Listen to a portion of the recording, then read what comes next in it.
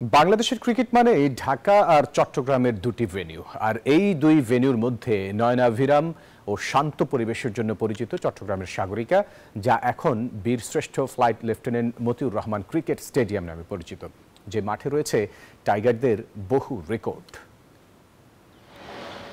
2011 সালে ইংলিশ বল কিংবা সোহাগ গাজীর টেস্টে এক ইনিংসে হ্যাট্রিক ও সেঞ্চুরি সহ বহু রেকর্ডের সাক্ষী হয়ে বঙ্গোপসাগরের খুব কাছেই দাঁড়িয়ে আছে এই ঐতিহ্যবাহী ক্রিকেট দুর্গ।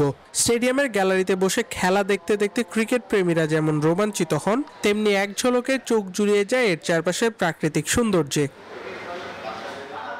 বাংলাদেশের লাকি ক্রিকেট গ্রাউন্ড হিসেবে পরিচিতি পাওয়া এই মাঠ 2006 সালে আন্তর্জাতিক মর্যাদা পায়। এরপর যুক্তরাষ্ট্রের এক নম্বর জিম চেইন গোল্ড জিম এখন আবারও বাংলাদেশে।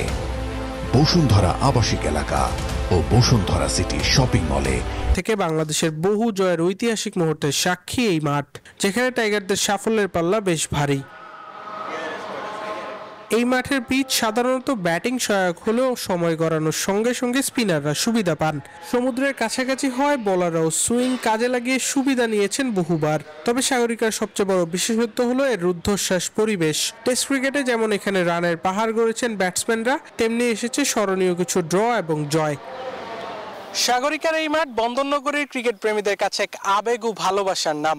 প্রায় প্রতিটি আন্তর্জাতিক ম্যাচে গ্যালারি ভর্তি দর্শক ও তাদের উন্মাদনায় প্রমাণ করে স্থানীয় দর্শকরা ক্রিকেটের জন্য কতটা নিবেদিত। চট্টগ্রামের বীরশ্রেষ্ঠ মতিউর রহমান ক্রিকেট স্টেডিয়াম থেকে আবরার আল দাইয়ান, নিউজ 24।